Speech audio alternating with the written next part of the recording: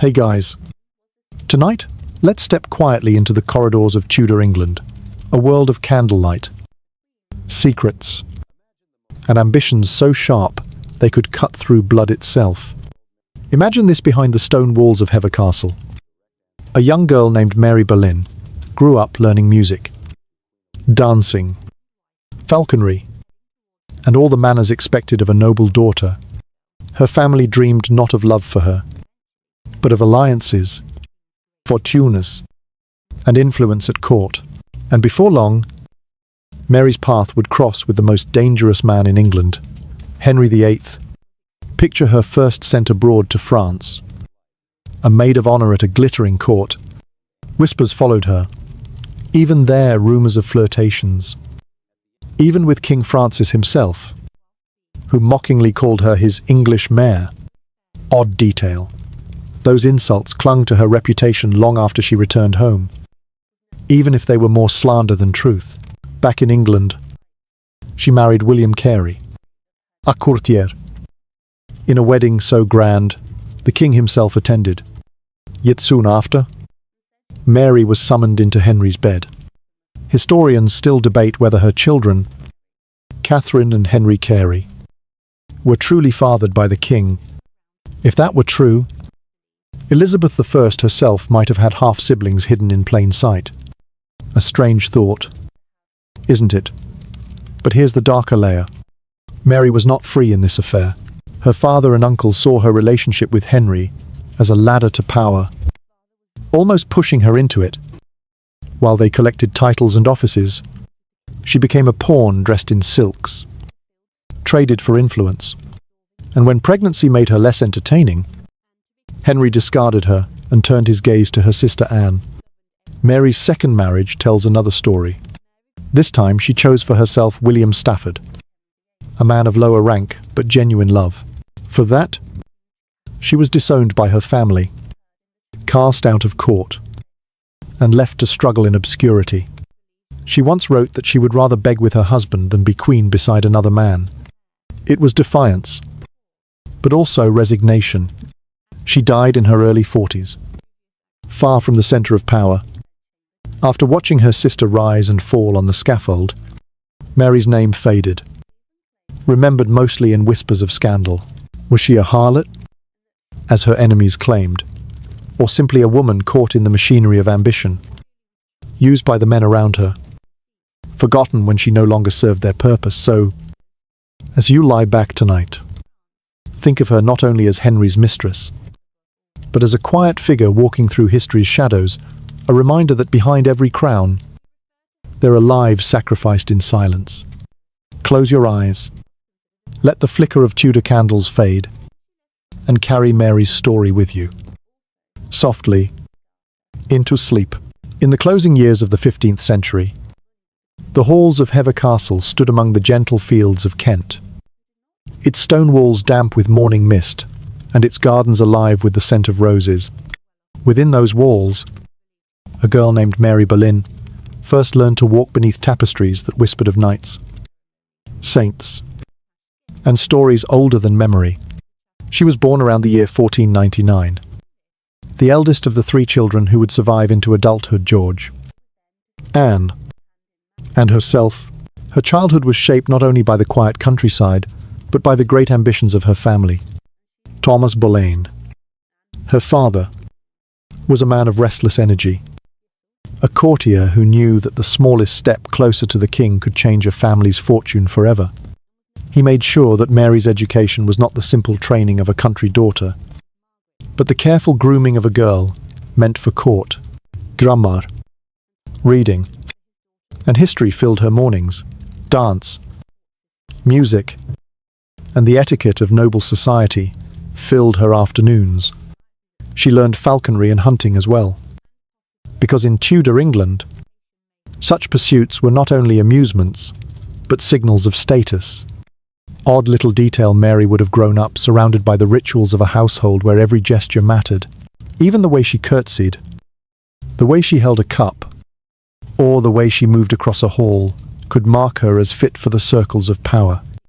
Some historians suggest that the Boleyns trained their daughters less for domestic quiet and more for the glittering and dangerous stage of royal life.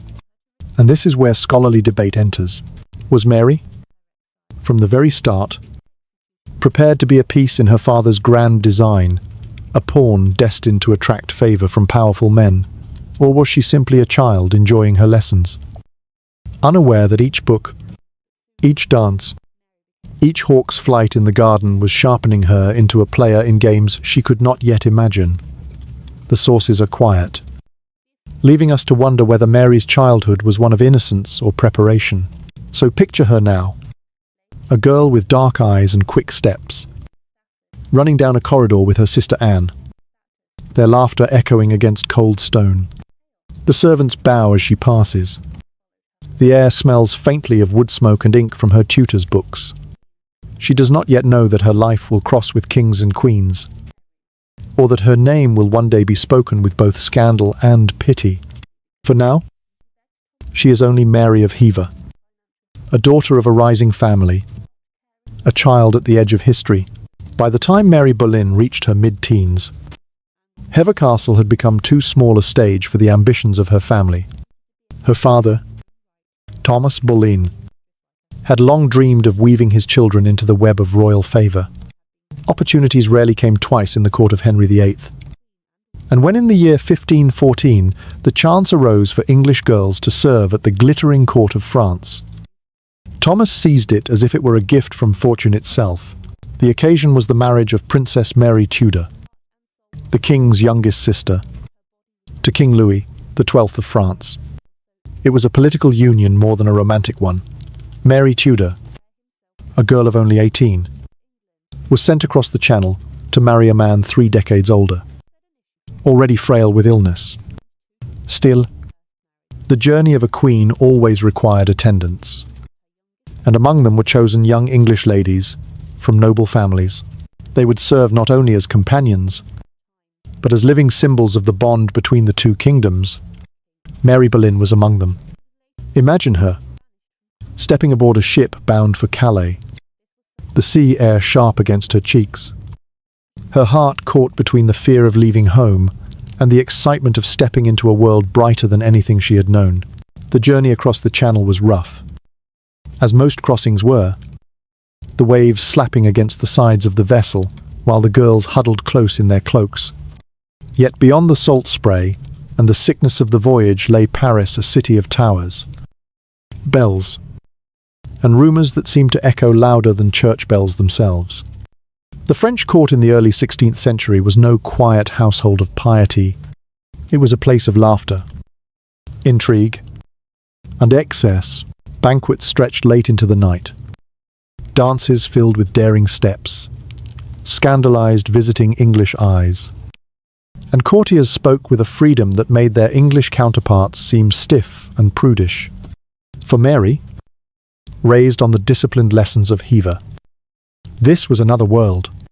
Here lies one of the odd details that clung to her story ever after. While many of the English girls who accompanied Princess Mary were dismissed after only a few weeks, sent home once the formalities of the wedding were done, Mary Boleyn remained. Her father, newly appointed as the English ambassador to France, ensured she had a place not just at the periphery, but within the orbit of one of Europe's most flamboyant courts. Her sister Anne would follow not long after. But for now it was Mary who first breathed the perfumed air of the French palace, a teenager standing amid the whirl of silk and whispers. And it was in France that the first rumours began. King Francis I, who inherited the throne after Louis died only months into his marriage, was a man of vigorous appetites.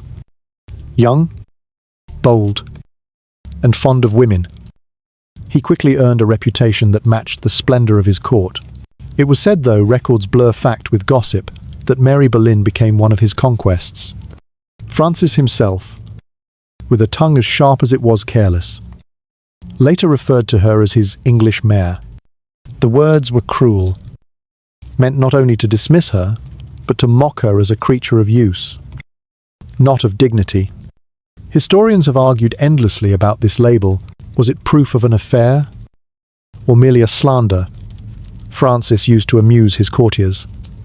Some believe Mary, young and impressionable, might have been swept into the king's orbit, flattered by his attention and unable to resist. Others insist that the insult was born of malice, perhaps even jealousy, and that no affair ever took place. Yet the rumour endured, staining Mary's reputation long before her life, with Henry VIII had even begun.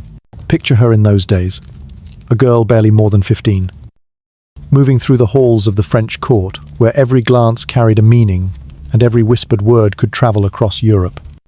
The gowns she wore would have been lighter, more daring than the stiff English fashions, the dances quicker, the conversations sharper. Did she laugh at Francis's jokes, unaware that her name might later be dragged through mud by the very man who teased her? Or did she shrink from his advances, her silence twisted into scandal by those eager to sneer at the English maid left behind when others were dismissed?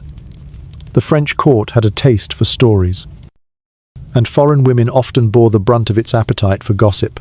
It was easy to target Mary, the daughter of an ambitious ambassador, the sister of another girl soon to arrive, the representative of a kingdom seen as rougher and more rigid than France. She was beautiful. Records say her features soft, her manner pleasing, her presence noticed. Beauty, in that world, was both a blessing and a curse. One curious fragment survived later.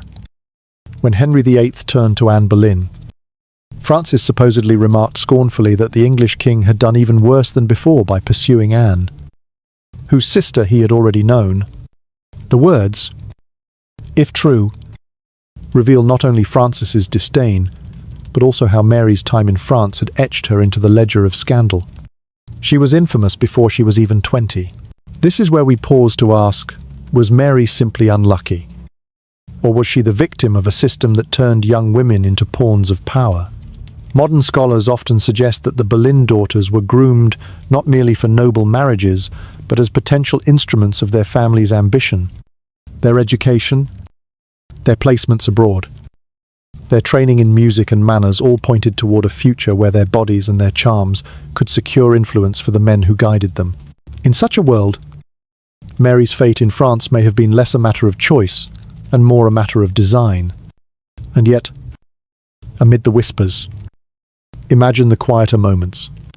A girl standing by a window, looking out over Paris rooftops as bells tolled in the mist.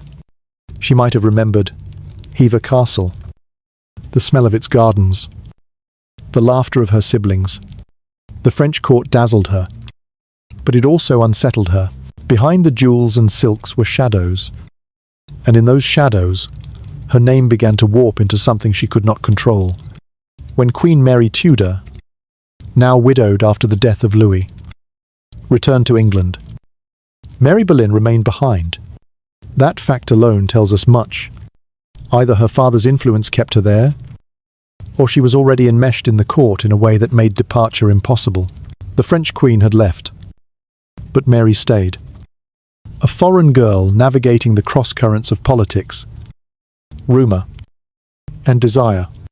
Years later, when she returned to England, the rumours followed her.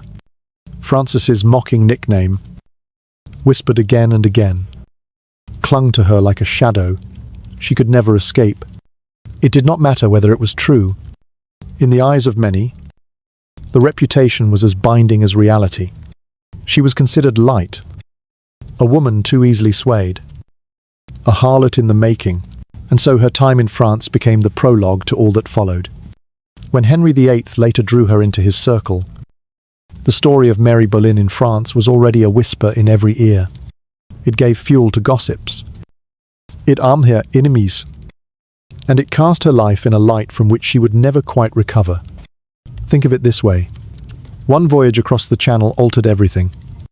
She left Hever as a daughter, a student, a hopeful young woman. She returned marked by a reputation she had not chosen, her name already heavy with innuendo. The court of France, with its dances and laughter, had wrapped her in a mask she could not remove. As you breathe slowly now, imagine that young girl again, seated in a chamber, lit by flickering candles. Quill in hand, perhaps writing to her family. She does not yet know the full cost of her stay in France, nor how the words of a king will outlive her own voice. She only knows the ache of distance from home, the thrill of a court that seems brighter than the English one, and the uncertainty of her own place within it. Mary Boleyn's chapter in France was not long, but it was decisive. It was here that the rumours began, here that her beauty became both her fortune and her curse, and here that the path toward Henry's bedchamber first unfolded. And so, whispers in France became the first threads of a tapestry woven with power, scandal, and sorrow. Threads she could never untangle, no matter how hard she tried. When Mary Boleyn returned from France, the air of scandal still clung to her like perfume that would not fade. Whispers of her time at the French court followed her into the candlelit halls of England. But in those years, a reputation, whether fair or cruel, could be both a curse and a stepping stone. For Mary, it was both. Her father, Thomas Boleyn, wasted no time weaving her back into the tapestry of Tudor ambition. A marriage was arranged with William Carey, a courtier well placed in the orbit of King Henry VIII.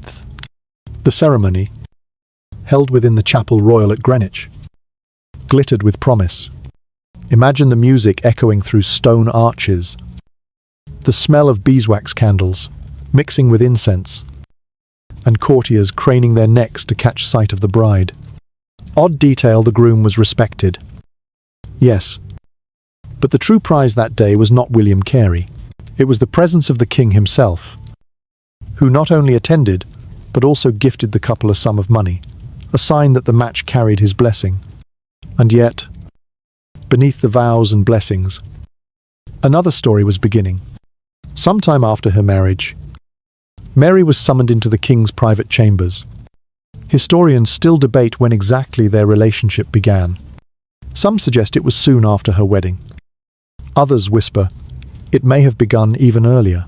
But what is clear is that by the late 15 teens, Mary Boleyn was no longer only the wife of William Carey. She had become the mistress of Henry VIII, the most dangerous man in England. Picture the setting: the king's bedchamber. Tapestries heavy with hunting scenes, the air warm with the smoke of hearth fires. Mary enters, her steps cautious, aware that she is crossing a threshold from which there is no return. She is no innocent girl by then. France had already taught her the weight of rumour, but even so, the gaze of a king was unlike any other. To refuse him was nearly unthinkable. To accept him was both privilege and peril. It is tempting to imagine passion sweeping them together. But the truth is more complex. Kings did not court as ordinary men did. When Henry desired, courtiers arranged, and women were expected to comply. Mary may have felt flattered, even intrigued, but her choice was limited. She became his mistress not only because he wished it, but because her family encouraged it. To them, her presence in the king's bed was not shame, but opportunity, a ladder by which they might climb higher. Here lies the heart of her tragedy. Mary was transformed into a pawn, her body serving the ambitions of men who measured love in titles and estates. Thomas Boleyn, her father, gained honours. Her uncle, Thomas Howard, Duke of Norfolk, drew closer to royal favour. Every embrace between Mary and Henry echoed through the corridors of power, translating into appointments, lands, and influence. But even pawns can leave legacies. Some historians believe that during these years Mary bore the king's children. She had two, a daughter, Catherine, and a son, Henry Carey. Both carried the surname of her husband. Yet the timing of their births overlapped curiously with her years as mistress. Scholars still debate the matter: were they truly the offspring of William Carey, or were they the secret children of the king himself? Imagine the implications if Henry Carey were indeed the king's son. Then he stood as an illegitimate half-brother to Princess Mary Tudor, and, later, Queen Elizabeth I, Catherine Carey, too, might have shared the king's blood. Odd little twist, Catherine would one day serve as a lady of the bedchamber to Elizabeth. If whispers were true, then Elizabeth may have been surrounded by a half-sister in plain sight. Though no official recognition was ever given, Henry VIII did acknowledge another illegitimate son, Henry Fitzroy, born to a different mistress. He showered him with titles, preparing him as though he might one day be heir. But he never did the same for Mary's children. Why? Some argue he doubted their paternity. Others believe political caution kept him silent. Whatever the reason, Catherine and Henry Carey were left to history's shadow, their possible royal blood unspoken, but never entirely forgotten. Mary's position at court, meanwhile, was precarious. As long as she pleased the king, she enjoyed wealth and presence. She was summoned often, clothed in fine garments, and placed near the Queen's chambers. Yet such favour was fragile. Henry's desire shifted quickly, and his gaze never rested long. Catherine of Aragon, his queen, already suffered the humiliation of her husband's affairs. For Mary, the Queen's coldness was inevitable. To be the wife betrayed was painful. To be the mistress living in her shadow was equally perilous. And there is another layer one, both ugly and unsettling. Records suggest that Mary's family, far from shielding her, may have pushed her deeper into the king's arms, almost like merchants selling their wares.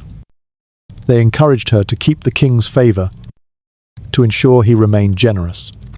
Some historians even describe this as a kind of exploitation, a daughter offered to power, her dignity traded for influence. Odd detail while Mary was in the king's bed. Her father was granted the prestigious title of Knight of the Garter and made treasurer of the household. Her uncle Norfolk gained greater sway in the council. Coincidence? Or proof that Mary's intimacy was converted into currency, as tangible as gold? The debate endures. For Mary herself, the cost was heavy. She bore the weight of whispers that branded her as promiscuous.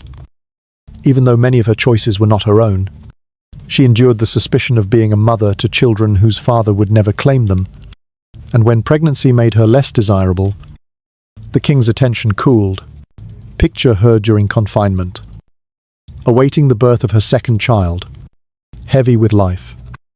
She lay in her chambers, excluded from the revels of court. Henry, restless and impatient, sought distraction elsewhere. It was then, precisely in those months, that his eyes turned to another woman, Mary's younger sister, Anne. The irony is almost unbearable. Anne had watched Mary's affair and drawn her own conclusion: to be a mistress was to risk disgrace. But to be a wife, a queen, was to command. She would not give Henry her body unless he gave her a crown. And so Anne became the careful architect of her own fate. Playing the game Mary had been forced into, but playing it with cunning and control. This was the turning point. For Mary, the chapter of royal mistress was already closing. For Anne, the door was opening toward power, peril, and the throne itself. The sisters, once bound by childhood laughter in Hever's corridors, now stood on opposite sides of history's stage, one fading into shadow, the other stepping into blinding light. And so Mary's years as mistress ended not with triumph but with silence. She was cast aside, her usefulness spent, her reputation scarred. The king who had once summoned her now barely acknowledged her. Her family, who had profited from her, shifted their attention to Anne, the new star in Henry's sky. Scholars still ask, what did Mary feel in those days? Did she resent Anne?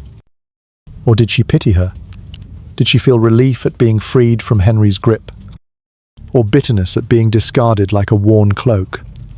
The records do not tell us, but in the quiet of her chambers, she must have known that her life had been bent and shaped by forces she could never control. So, as you imagine her now, see her not as a harlot, not as a schemer, but as a woman caught in the tides of Tudor ambition, a pawn in a game she did not design, lifted high for a moment, then left to fall. The king's mistress, yes, but also the king's victim. And as you lie back tonight, let her story remind you of the cost of power in that age. Behind the glitter of banquets and the splendor of crowns lay lives bruised by ambition, silenced by politics, and forgotten by history. Mary Boleyn's years as mistress were short, but their shadows stretched long, shaping not only her fate, but the rise of her sister and the fall of a dynasty. The turning of fortune in Tudor England could be swifter than the sweep of a falcon's wing. For Mary Boleyn, the moment came quietly, almost cruelly, when the life stirring within her body made her less appealing to the restless eyes of King Henry VIII. Pregnancy, which should have been a time of safety and renewal, instead became the signal that her place at the king's side was over. Imagine her chambers in those months, curtains drawn, the heavy air of confinement pressing down, the distant sound of laughter echoing from the court she could no longer attend. Servants moved softly around her, their faces careful, their tongues cautious. She had once been summoned to the king's private rooms with urgency, couriers whispering her name in corridors. Now she lay forgotten, her swollen body, a reminder of what Henry despised most: limits.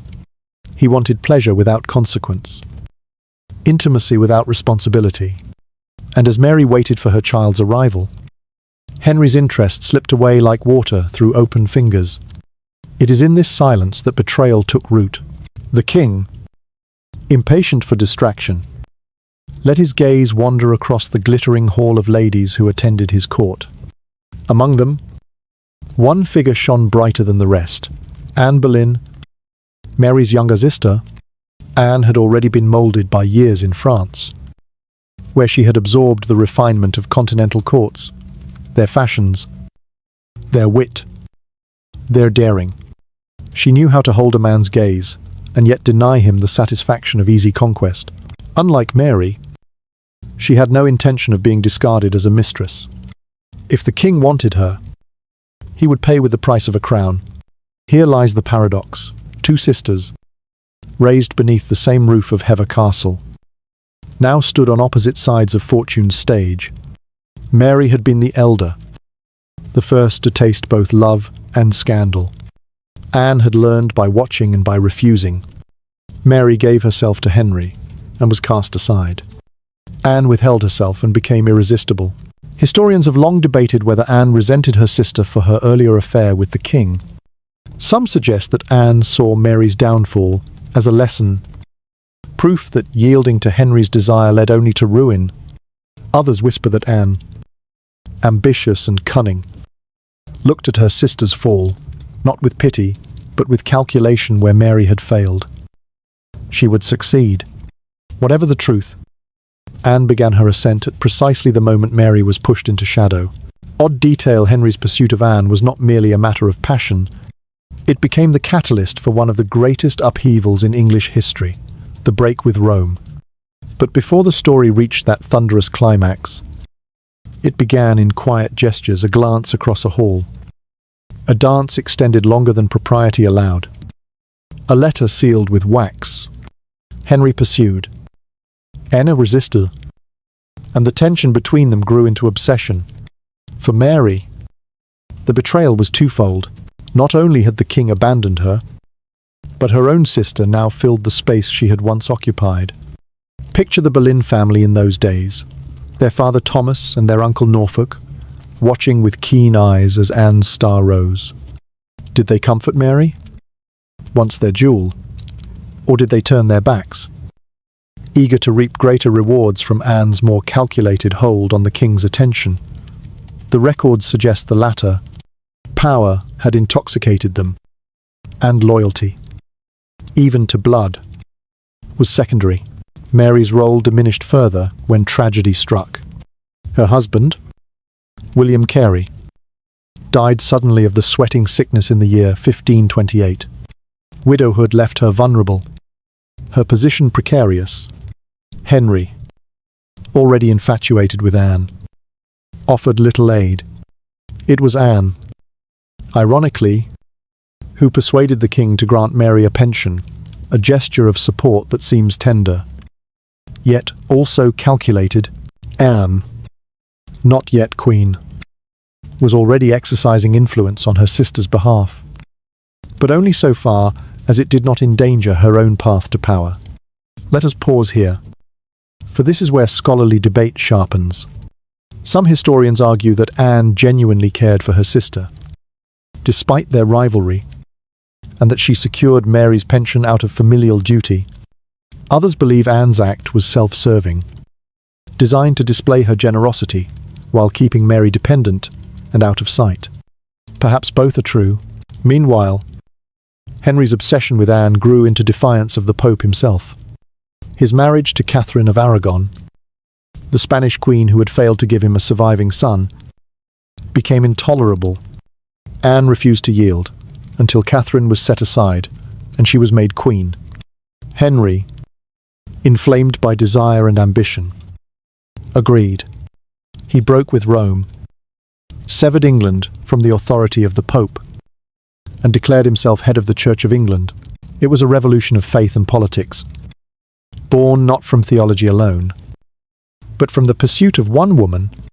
Mary must have watched all this with a mix of awe and bitterness. She, once the object of Henry's passion, had been discarded without a second thought. Now Anne, her own sister, held the king in her grasp so tightly that he changed the course of history to possess her. Imagine the sting of betrayal not only from Henry, but from Anne, a betrayal softened by the bonds of blood, yet sharpened by the contrast of their fates. Oddly enough, Mary was often described as the more attractive sister. Her beauty was softer, her manner more yielding. Anne's appeal lay in her wit, her intelligence, her refusal to be conquered. It was this quality, not beauty, that drew Henry into the snare. Scholars still debate whether Henry truly loved Anne or whether he loved the challenge she presented. But whatever the case, his devotion to her eclipsed entirely his memory of Mary. Mary's life in these years faded into near silence, while Anne's name blazed across Europe as Henry's mistress, then his betrothed. Then his Queen Mary became a shadow, her reputation scarred, her fortunes dwindling. She had been the first Boleyn sister to share the king's bed, yet she reaped none of the rewards. Instead, she carried the burden of whispers, the pain of widowhood, and the knowledge that her own blood had supplanted her. Here is the irony of Tudor power families gambled with their daughters' lives as if they were coins. Mary had been played and discarded. Anne was played, and for a time she triumphed. But as history would later show, the crown she seized would come with a price far more terrible than Mary's obscurity. As you picture this chapter, see Mary walking alone through the gardens of Hever, the same paths she had once shared with Anne. She hears news of Henry's devotion to her sister, of the lavish gifts, the banquets, the poetry written in Anne's honour. She remembers the days when she herself had been called to the king's side, when her name had been whispered with desire instead of disdain. She wonders, perhaps, whether the price of ambition is ever worth the cost. For betrayal is not always a single act. Sometimes it is the slow turning of faces away from you, a king who no longer calls, a family who no longer champions, a sister who now walks where you once stood. Power had shifted, and Mary was left in the shadow. So let your breath slow now, as you think of her standing in that twilight of fortune, a woman once lifted high, now set aside, betrayed not only by a lover, but by the very machinery of ambition that had promised her glory. Anne's star was rising. Mary's had fallen. And in that contrast lies the cruel heart of Tudor history. And so ends this chapter not with triumph, but with silence. The kind of silence that lingers long after the music has stopped. The kind that makes betrayal feel heavier than any sword. In the restless world of Tudor England, where power rose and fell with the turning of a royal glance. Mary Boleyn had already tasted both the sweetness of intimacy with a king and the bitterness of being cast aside. By the late 1520s, her life seemed to have settled into quiet widowhood after the sudden death of William Carey, her first husband, taken by the sweating sickness that ravaged London in cruel waves. The loss left her vulnerable, stripped of the protections of marriage, her children still young, and her place at court uncertain. It was in this shadowed season of her life that Mary made a choice unlike any she had made before, a choice not directed by her father, nor by her uncle, nor by the ambitions of men who saw her as a pawn. For the first time, she followed her heart, and in that choice lay both her liberation and her ruin. The man was William Stafford, the younger son of a landowning family from Essex, a soldier without fortune or title, and with little to offer, but his loyalty in the careful hierarchies of Tudor society. A second son without wealth was hardly considered a match for the sister of a queen, but Mary saw something different. Perhaps after years of being used for other men's designs, she recognized in Stafford a rare honesty, a steadiness that promised affection without calculation. Picture her in those days, walking the corridors of court where her sister Anne now reigned as queen beside Henry VIII. Courtiers bowed deeply to Anne.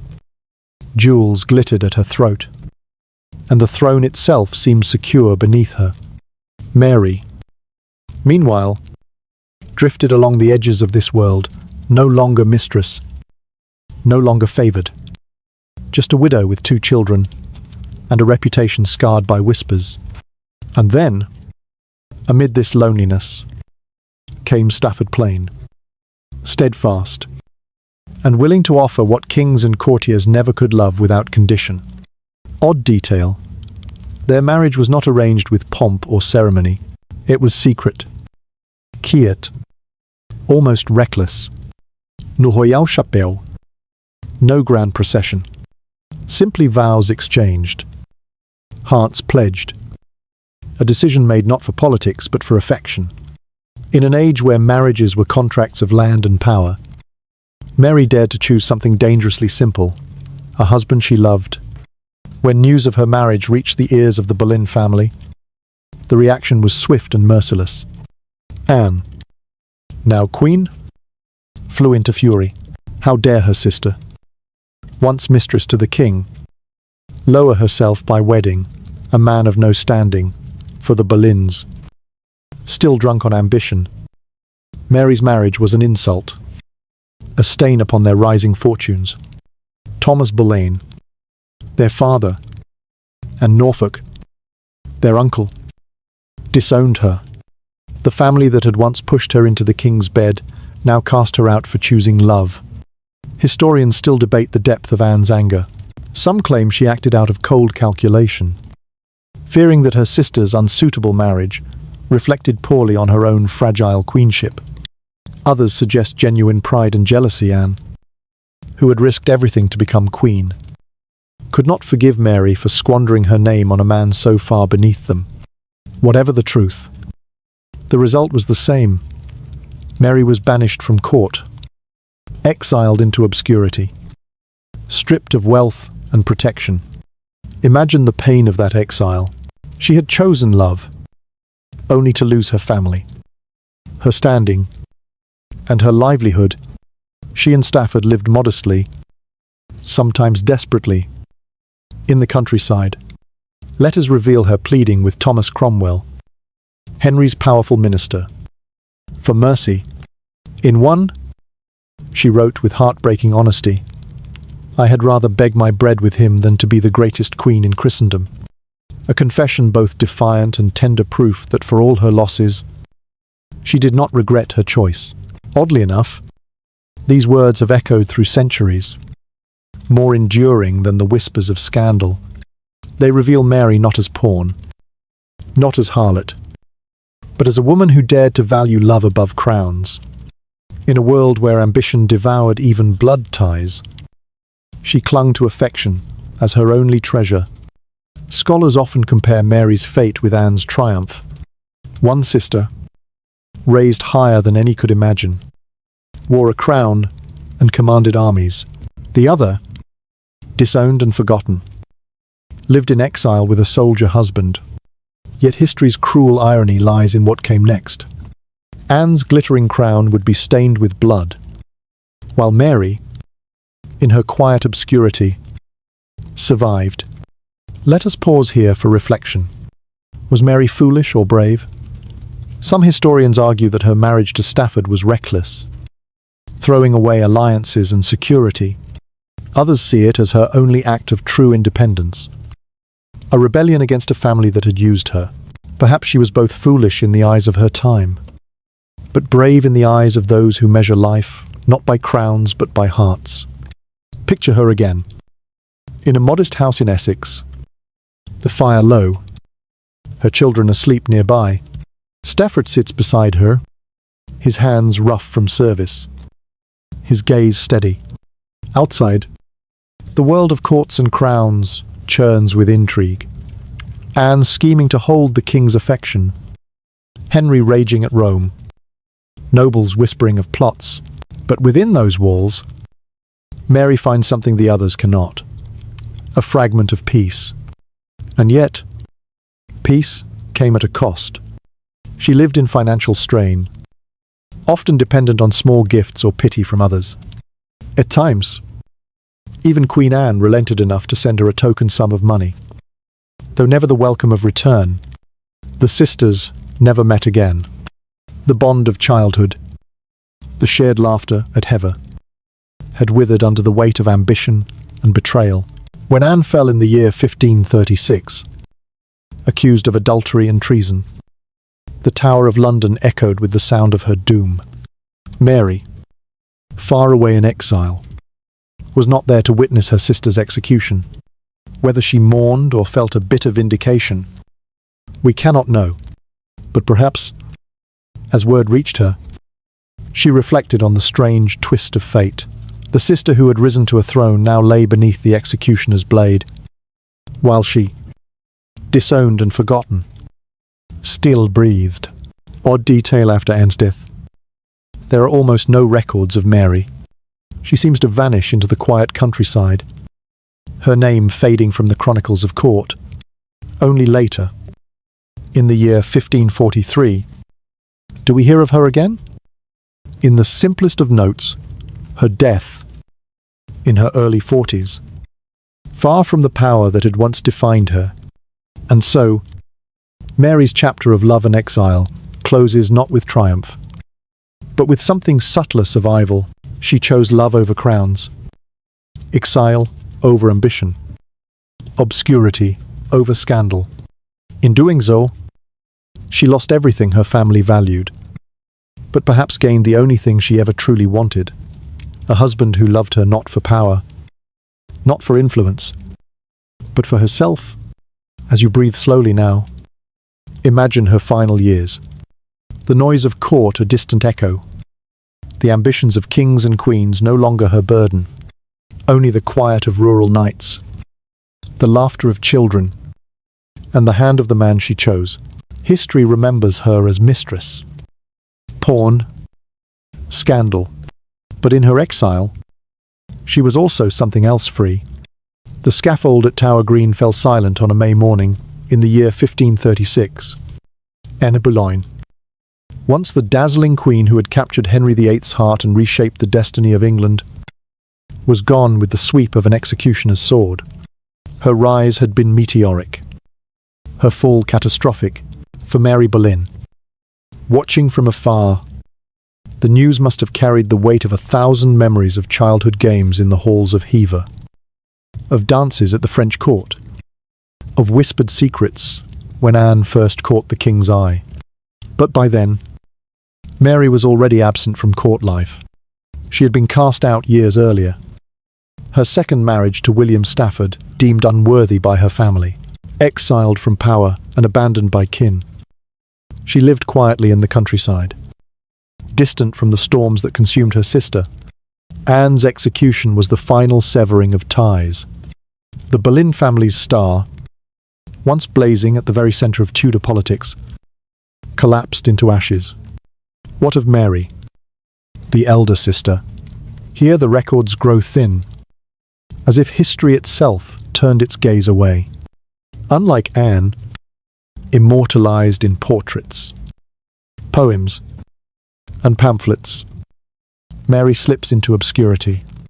No chronicler described her daily life. No ambassador reported her words.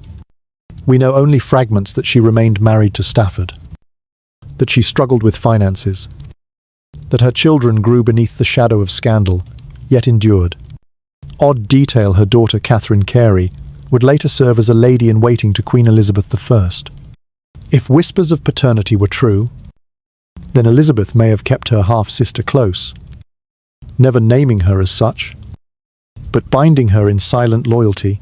Scholars still argue whether Elizabeth's affection for the Carey children was rooted in kinship or simply gratitude for their service. Either way, Catherine thrived, while Mary faded. Picture Mary in those lost years.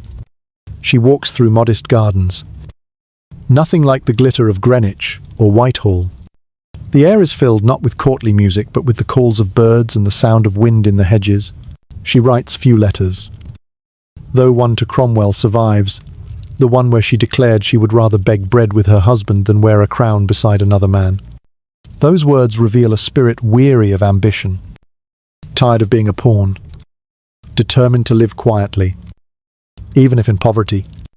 And yet, her obscurity raised questions.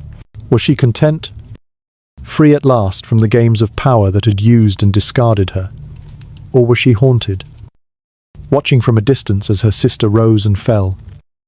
As her children grew without the protections she had once hoped to secure, historians cannot agree. Some imagine her life in exile as peaceful, a retreat from a world that had wounded her. Others see only hardship debts, isolation, and the bitterness of abandonment. By the year 1543, Mary's story came to its final line. She died in her early 40s, far from the thunder of court, far from the glitter of crowns. No chronicler recorded her last words.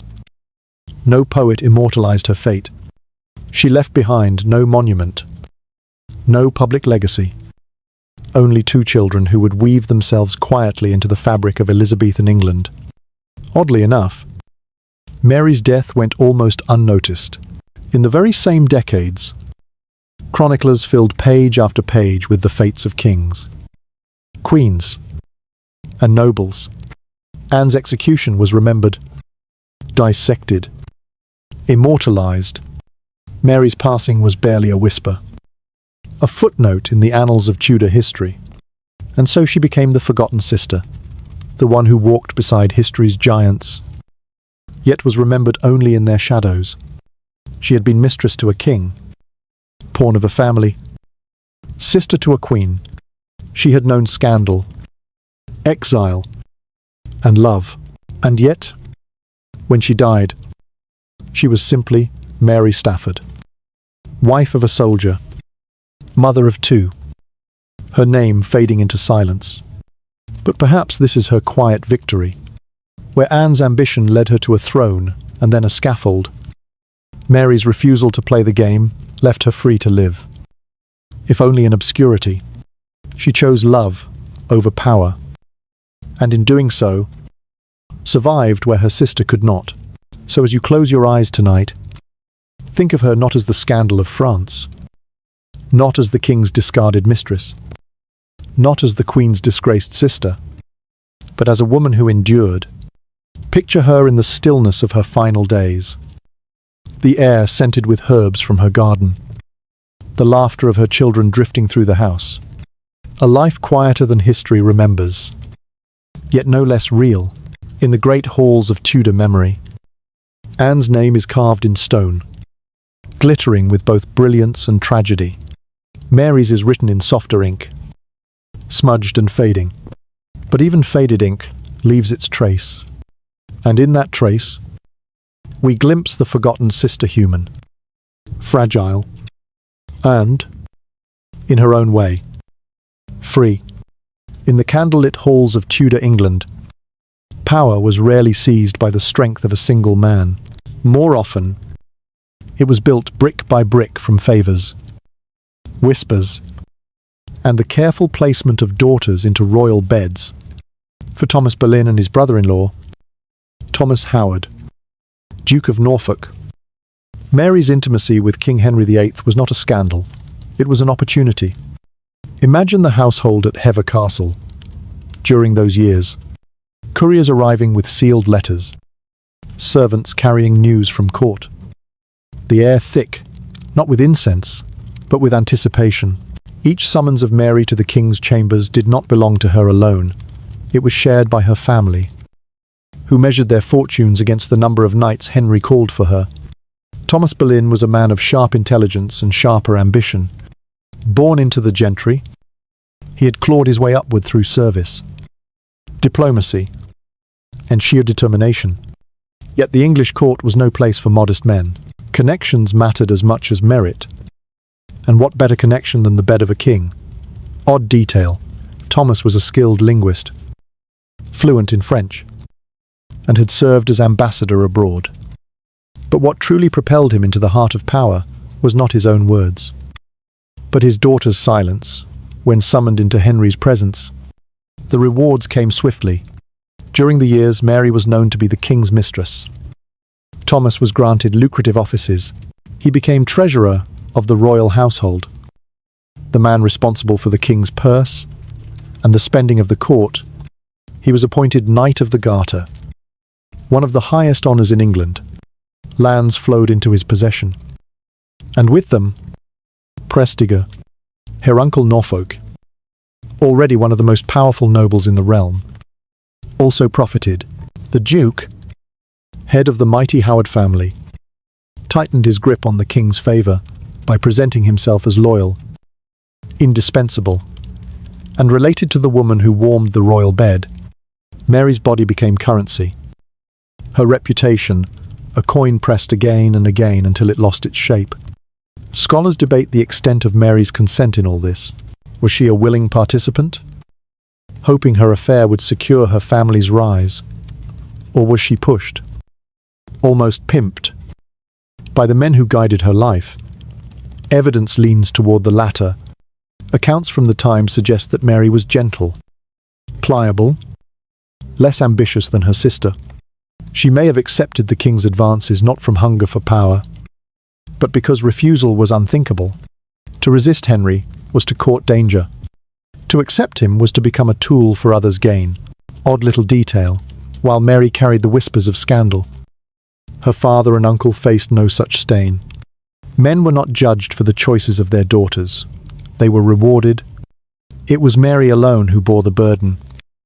Her name linked with gossip, while their names rose in honour. And here lies the deeper cruelty. When Henry grew bored, when Mary's pregnancy kept her from his bed, her family did not protect her. Instead, they shifted their allegiance to Anne. They had extracted what they could from Mary, and now they turned to the younger sister, who promised even greater prizes. Mary, discarded by Henry, was also discarded by her kin. This exploitation was not unique to the Boleyns. Tudor families often pushed daughters into royal or noble households, hoping their beauty might catch a powerful eye. But Mary's story is striking for the cold efficiency with which her family abandoned her once she ceased to serve their cause. She was useful only as long as she pleased the king. Once she could no longer do so, she became invisible. Pause for a moment and picture her in that transition. Once escorted into palaces, once dressed in silks, once whispered about as the woman who shared Henry's bed, now left behind. Her family's ambitions already invested in another. The silence around her must have been deafening. Some historians argue that Mary was complicit, that she too benefited from gifts, clothing, and attention, while she held Henry's favour. Others insist she had little choice. Her will bent beneath the weight of her father and uncle's designs. Perhaps both are true. Perhaps she enjoyed moments of privilege, even a fiction, while still recognizing that she was less mistress than pawn. Oddly enough, this exploitation set the stage for one of the most dramatic shifts in English history. By pushing Anne into Henry's arms, the family sought to climb even higher. They did not know that their ambition would help shatter England's bond with Rome, topple a queen, and send Anne herself to the scaffold. In their hunger for power, they gambled not only with their daughters' lives, but with the future of a kingdom. Mary, however, gained nothing from this gamble. She was left behind, her usefulness spent, her dignity compromised. The titles and lands granted to her father were not hers. The honours bestowed upon her uncle did not shield her. Even her children, possibly Henry's, were denied recognition. So imagine her, sitting quietly in Hever's garden, while letters arrived bearing news of her father's promotions, her uncle's victories at court. Anne's dazzling Risse, she, who had first carried the burden of the king's desire, was erased from the family's story, her sacrifice acknowledged only in silence. And here is the cruelest irony. Mary Boleyn, the first to lie in Henry's bed, paved the way for her sister's crown. Without Mary, Anne's rise might not have been possible. Without Mary, the family might never have caught Henry's attention. And yet, when history remembers the Boleyn name, it is Anne who blazes like a flame while Mary flickers at the edge. A shadow used, then forgotten, as you breathe softly now. Think of that imbalance. One sister turned into legend, the other into a whisper. One family fattened on ambition, blind to the cost borne by the women who carried it. Mary Boleyn's story in this chapter is not one of romance, nor of glory, but of exploitation, the quiet kind that leaves scars deeper than any executioner's blade. When Mary Boleyn chose William Stafford as her second husband, she may have thought she was stepping into a quieter, safer harbour after the storms of Henry VIII's court, but instead, she sailed into another tempest, one of rejection and exile. For the Boleyn family, obsessed with climbing ever higher on the ladder of ambition, Mary's decision was unforgivable. They turned their backs on her, stripping her of support and leaving her to navigate the world on her own. Exile in Tudor England was not always a dramatic banishment with proclamations and guards. Sometimes it was something subtler, colder. Doors closed. Invitations ceased. Letters went unanswered. Mary was no longer welcome at court, and her family refused to acknowledge her. In a society where rank and patronage meant survival, such silence was devastating. Picture Mary now. Far from the glittering chambers of Whitehall, she lives in the countryside with Stafford, her soldier husband, their household modest, their means limited. The grandeur she once touched through Henry's attention is gone. The dresses sewn with pearls, the feasts laid upon silver plates, the music of lutes echoing through palace halls, all replaced with rough wool gowns, wooden bowls, and the everyday sounds of farm animals and wind through hedgerows. And yet, within that modest life, something rare existed: choice. Mary had chosen Stafford freely. This alone set her apart from her sister Anne, from her father Thomas, from her uncle Norfolk. Love, not politics, had guided her, but choice carried consequences, and she bore them with each passing season. We catch a glimpse of her state of mind in a surviving letter she wrote to Thomas Cromwell, the king's chief minister, sometime around the year 1534. In it, she pleaded for mercy, asking Cromwell to intercede with her father and with the king. She confessed openly, "I had rather beg my bread with him than be the greatest queen in Christendom." These words are striking for their honesty. Odd detail, very few women of her station wrote so plainly.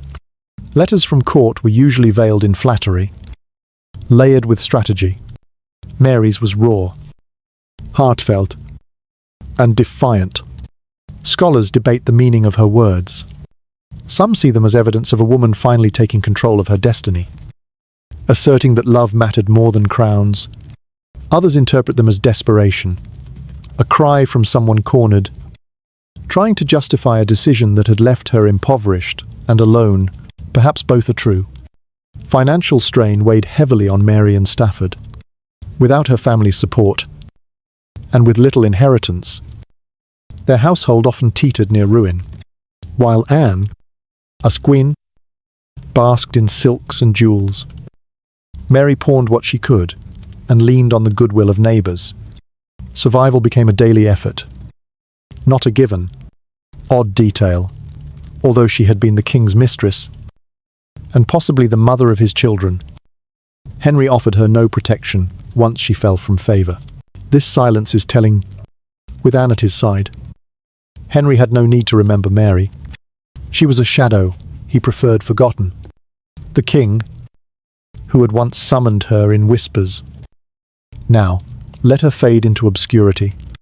But obscurity can be both burden and blessing. Freed from the gaze of court, Mary may have found a kind of peace unknown to her sister. No longer weighed down by intrigue, she could live as a wife and mother without the constant pressure of ambition. For a woman who had been bartered like currency, perhaps that quiet was a form of freedom.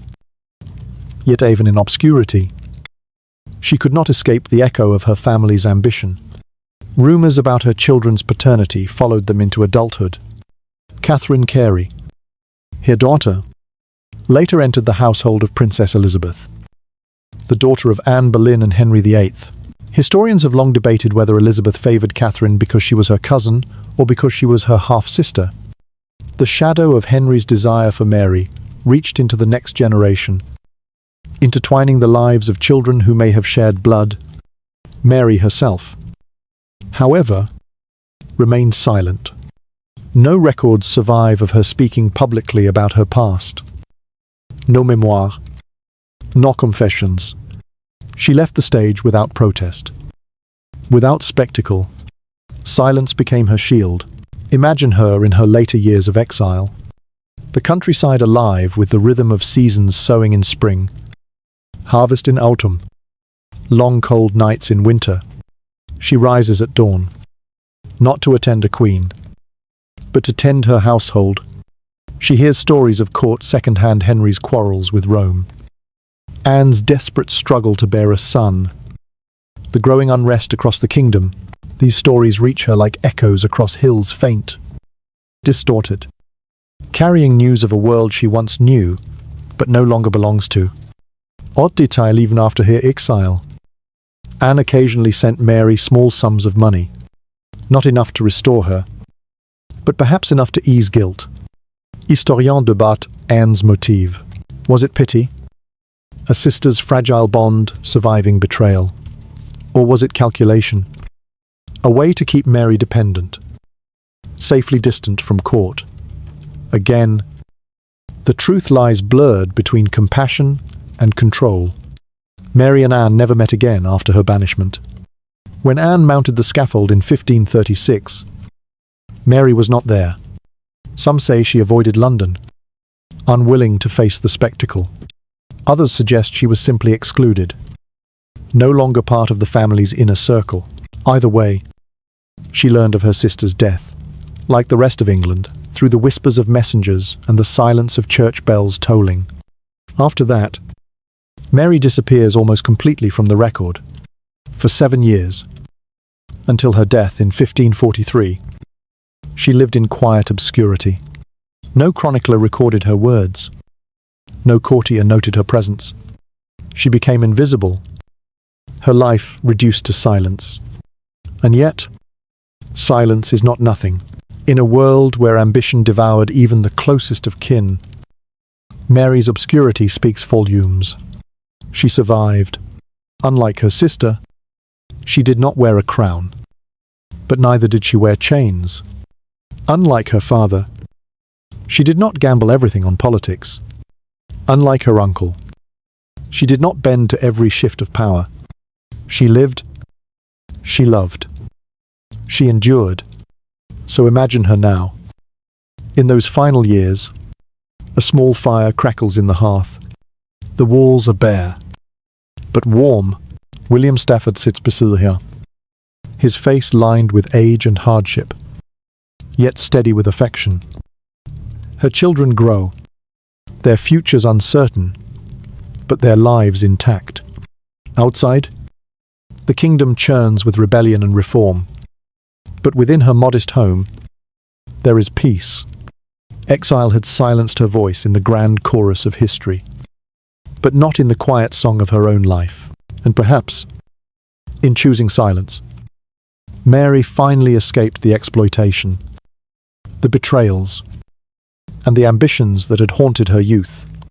On the morning of May 19th, năm 1536, the air over the Tower of London hung heavy, as if the stones themselves were holding their breath. Anne Boleyn, once the dazzling queen who had turned Henry VIII's world upside down, walked across the green toward her scaffold. She wore a gown of dark damask, her hood framing her pale face, and though her hands trembled, her steps did not falter. In moments, she would fall beneath the sword of a French executioner. Her reign ended not by illness or natural death, but by the brutal machinery of betrayal. For Mary Boleyn, the news arrived, not at court but in exile. She had not been present that day, not among the crowd that strained to watch Anne's final moments, not among the courtiers who whispered of the Queen's guilt or innocence.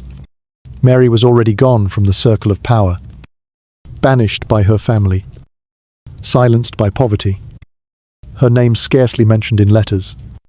But the shadow of Anne's fall reached her nonetheless, a darkness stretching across miles, touching even the quiet chambers where she lived with William Stafford. Imagine Mary receiving the news. Perhaps it came by a neighbour's lips, or through a rare letter, or whispered by a servant who still had ties to London. However it arrived, the words must have pierced her. The Queen is dead. Not just a queen, but her sister, the girl with whom she had once shared lessons at Hever, with whom she had laughed at the French court. The sister who had stolen her place in Henry's heart and then worn a crown in triumph, now gone, her head taken by the same ambition that had raised her. Odd detail reports from that day say that Anne's death was carried out with unusual speed and precision. Henry had sent for a French swordsman, rather than the traditional English axe, to ensure the execution was clean. Some call this mercy, others call it vanity. Henry wishing to end the spectacle quickly. For Mary, learning of this detail later, what would she have thought? Was it comfort? That her sister suffered little, or another sting? Proof that even in death, Anne's fate was controlled not by her, but by Henry's whims. Historians debate whether Mary felt grief or grim relief. Some argue that she must have mourned deeply, for despite their estrangement, blood bound them. Others suggest Mary may have seen in Anne's fate a mirror of what could have been her own. Had she not been discarded earlier, perhaps she felt both sorrow and a shiver of gratitude that she lived in obscurity rather than on a scaffold. The Boleyn family itself shattered in the aftermath.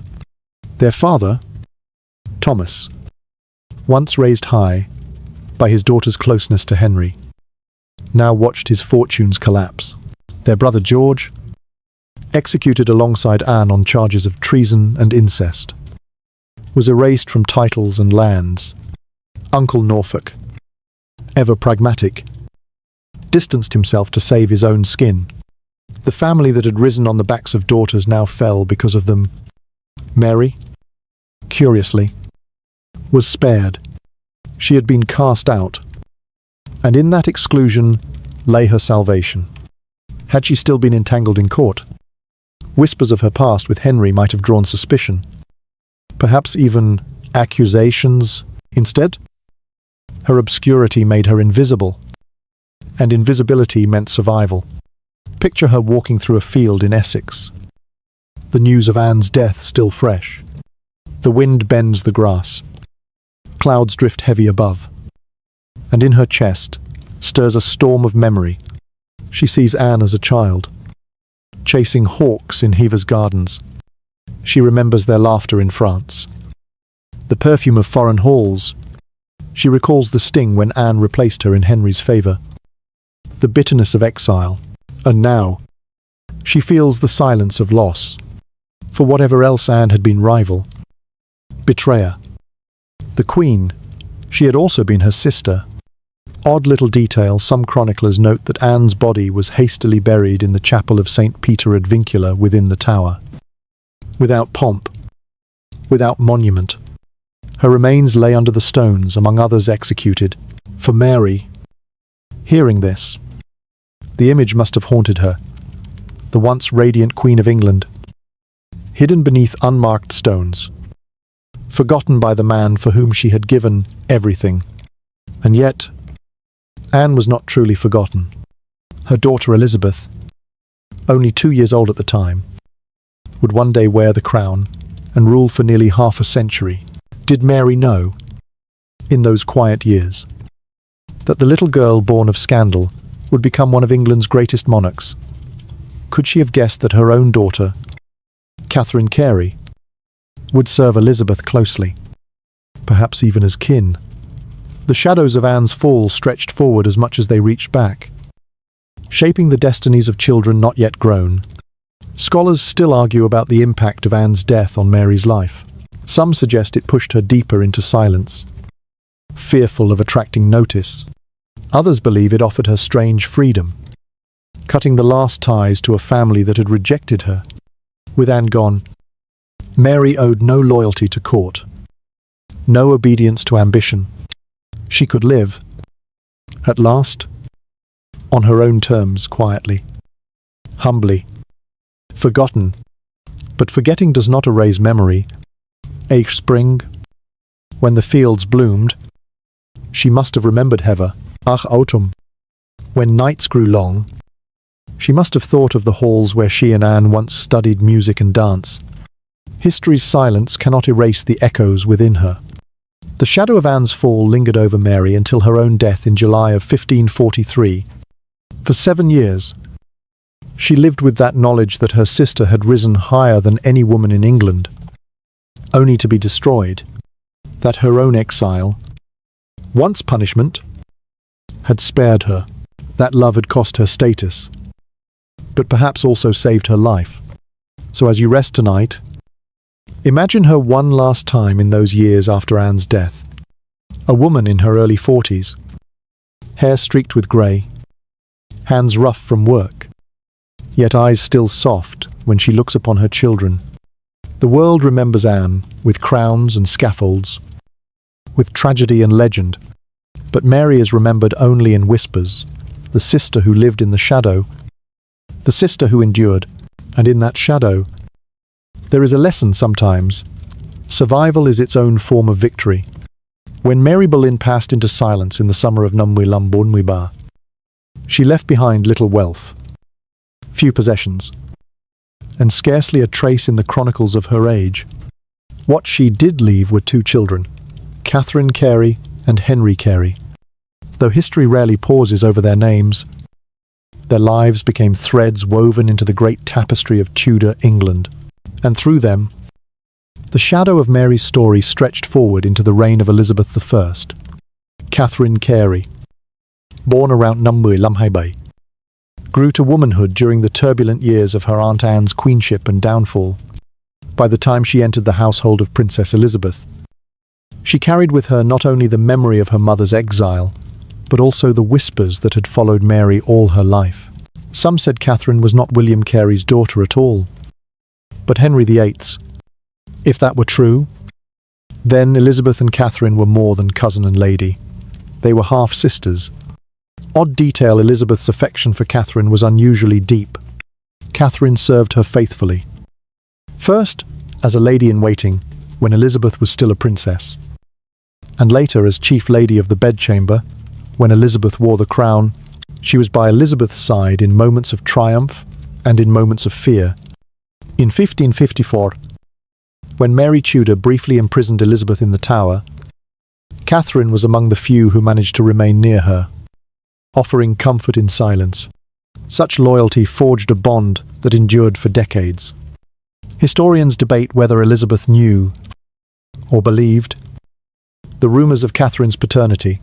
Some argue that Elizabeth's devotion to Catherine suggests she regarded her as blood, a sister hidden behind the mask of cousinship. Others insist Elizabeth simply valued loyalty, rewarding Catherine's constancy in a court where betrayal was common. The truth, as so often in Tudor history, lies in shadows. Catherine's marriage to Sir Francis Knollys produced a large brood of children, at least 14. Among them were figures who would shape Elizabethan politics and religion. Her daughter Lettice Knollys became infamous for secretly marrying Robert Dudley, Elizabeth's beloved favourite, sparking the Queen's wrath. Oddly enough, through these tangled lines, Catherine became ancestor to the Earls of Banbury, to American presidents, and even to Princess Diana. The forgotten daughter of Mary Boleyn thus became ancestress to dynasties far beyond the Tudors' imagining. Henry Carey, Mary's son, was born around Numwy, Lumhaisau, like his sister. Rumours swirled that he was Henry VIII's child, though the king never acknowledged him. Henry Carey's life unfolded with quiet favour. He was granted lands, titles, and the trust of Elizabeth once she became queen. In 1559, Elizabeth elevated him to Baron Hunsdon, later making him Lord Chamberlain of her household. He commanded troops in the defence of England, sat in the council, and remained one of Elizabeth's most reliable kinsmen. Odd detail, Elizabeth reportedly offered Henry Carey the title of Earl of Wiltshire, the very earldom once held by their grandfather Thomas Boleyn. He refused, preferring the simpler dignity of his barony. Scholars puzzle over this refusal. Was it humility? A recognition that titles carried more burden than honour? Or was it subtle defiance? A reminder that his family had once been destroyed by ambition, and he would not repeat their fate. The presence of the Carey siblings at Elizabeth's court ensured that Mary Boleyn was not entirely forgotten. Though her name was seldom spoken, her blood flowed through the attendants who guarded the Queen's days and nights. Imagine Elizabeth, pacing her chambers in thought, Catherine kneeling to adjust her gown, Henry standing nearby with counsel. If the whispers of paternity were true, then Elizabeth was surrounded by family more intimate than any chronicler admitted. Scholarly debate continues were the Careys truly Henry VIII's children. Evidence is tantalizing but inconclusive. The timing of their births overlaps with Mary's relationship with the king.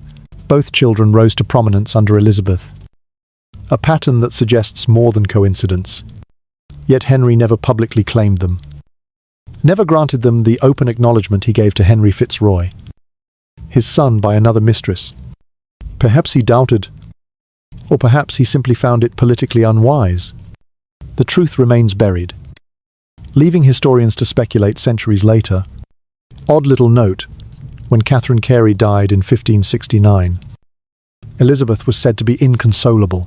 She withdrew from public, refusing to see courtiers, mourning as though she had lost a sister, for a queen famed for her restraint. This outpouring of grief is striking. It suggests that Catherine's place in her heart was far deeper than protocol. Henry Carey outlived his sister, dying in 1596 at the age of 70. Elizabeth visited him near his end, granting him comfort, though not the earldom she had once promised. His death struck her deeply as well, for by then she was an old woman, surrounded by fading faces of her youth.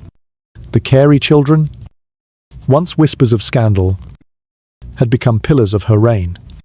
So, picture this, Mary Boleyn, long dead, her name nearly erased, yet her children walking in the corridors of power, serving a queen who may have been their half-sibling, Catherine arranging Elizabeth's jewels, Henry commanding her armies. The legacy of the forgotten sister lived on, not in monuments or chronicles, but in loyalty, service, and bloodlines that stretched far beyond Tudor England. As you lie back tonight, imagine the quiet triumph hidden in this story.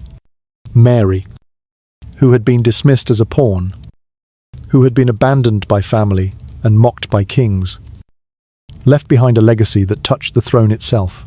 Through Catherine and Henry Carey, her blood flowed into the very heart of Elizabethan England, and from there, into centuries yet to come. By the decade of the 1540s, the storms of Henry VIII's reign had grown darker, more violent. Queens came and went in rapid succession. Jane Seymour dead in childbirth. Anne of Cleves dismissed with quiet efficiency. Catherine Howard condemned at the block. The court was a stage where triumph turned to tragedy in the span of a breath. But far from those chambers, in modest obscurity, lived Mary Boleyn, the elder sister, who had once been mistress to the king, and who now drifted slowly toward her own end. Mary was no longer young. In those final years, she would have been in her early 40s. Her hair touched with grey, her health worn by pregnancies, loss, and the relentless hardships of life outside the court. She had none of the silks that once trailed behind her on palace floors, none of the jewels that once gleamed in candlelight. Instead, her gowns were plain wool, her hearth often meagre, her life measured not in royal favours but in small, ordinary labours, odd detail. While her sister Anne's final days are recorded with vivid precision, her prayers, her speeches, even the details of her execution, Mary's last years are almost invisible in the record. We do not know where she lived, what words she spoke, or how she faced her decline. It is as if history itself turned away, unwilling to waste ink on a woman who no longer touched the levers of power. And yet, this silence is eloquent. It speaks of the fate of so many women who shaped history not by their voices, but by the choices forced upon them. Still, a few fragments survivent. We know she remained married to William Stafford, her second husband, the man she had chosen for love rather than rank. Their marriage, once the cause of her exile, endured through poverty. In those final years, Stafford was her companion still, proof that love, while costly, was not fleeting. Some historians suggest they lived in Essex. Others place them elsewhere in the English countryside. Wherever it was far from Whitehall, far from the Tower, far from the thrones and scaffolds where her family's name had been made and unmade. Picture Mary in the twilight of her life. A small house, its timber beams darkened with age, the scent of wood smoke curling from the hearth. Outside, fields stretch under a pale sky, dotted with sheep and hedgerows. Inside, she moves slowly, her steps weary, her hands roughened by years of work. No courtiers bow as she passes, no heralds announce her name. She is simply Mary Stafford, wife of a soldier, mother of children. The contrast with Anne's end is almost unbearable. Anne, in her final hours, stood before hundreds at the Tower, her every gesture recorded by chroniclers, her words remembered in detail. She died young, radiant, destroyed by the very ambition that had lifted her so high. Mary, by contrast, faded quietly, her death marked only by a brief note in the records. On the 19th of July, in the year 1543, Mary Stafford died. No speeches, not scaffold, nor crowd, just silence. Historians have long debated which sister was more fortunate.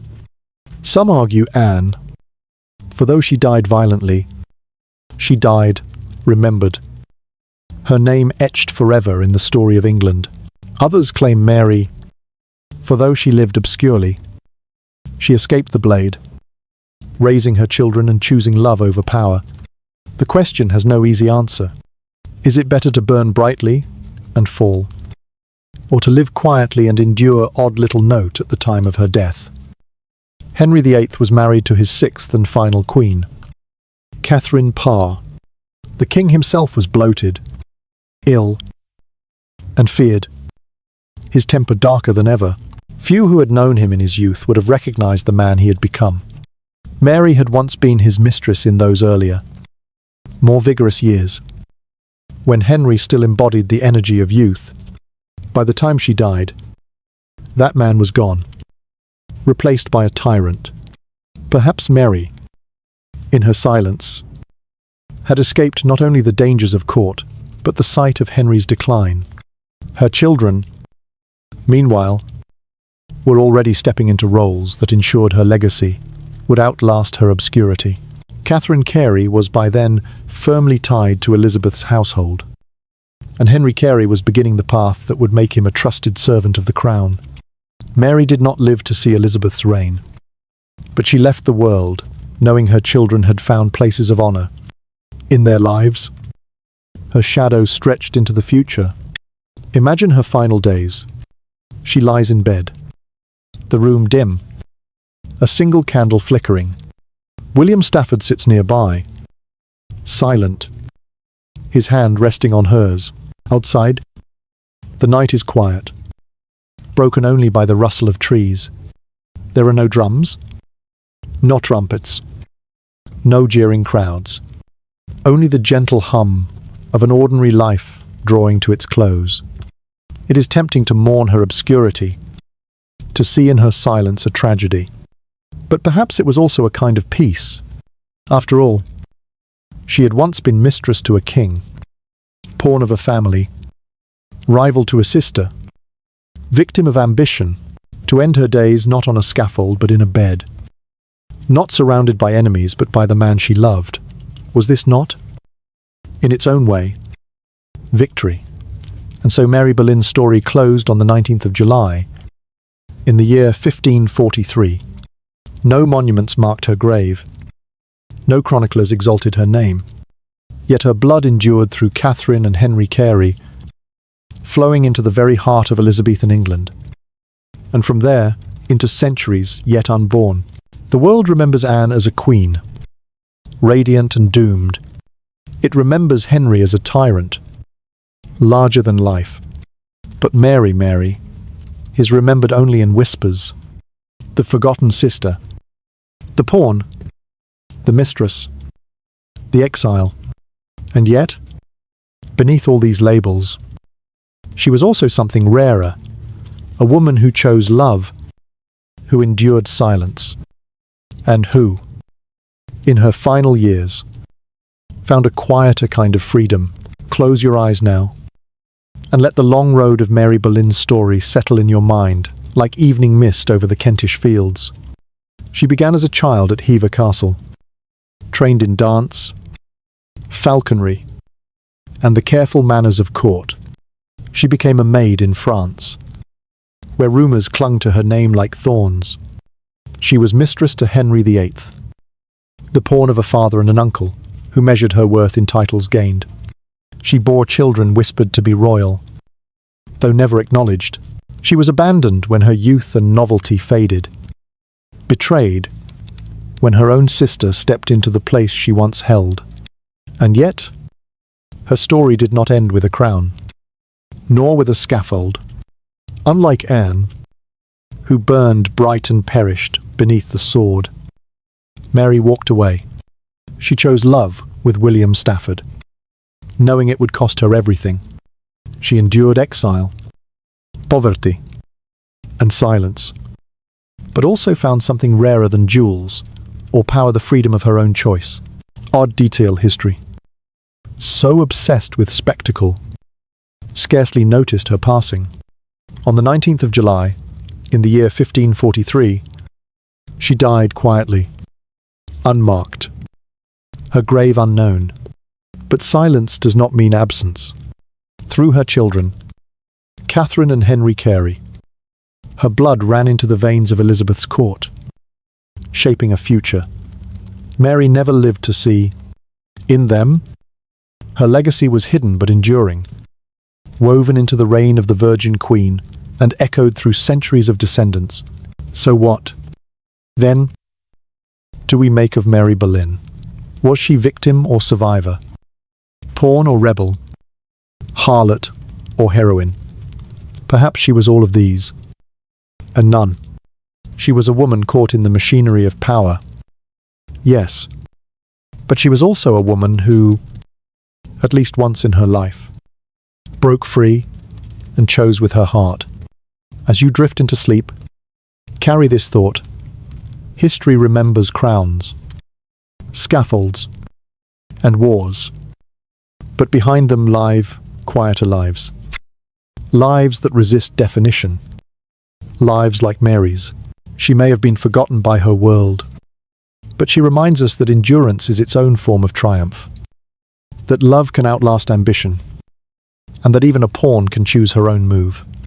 And now, let her story rest like candlelight fading, a gentle glow in the darkness. The Queen's sister, the King's mistress, the forgotten woman Mary Boleyn, not only a pawn of power, but a woman of choice,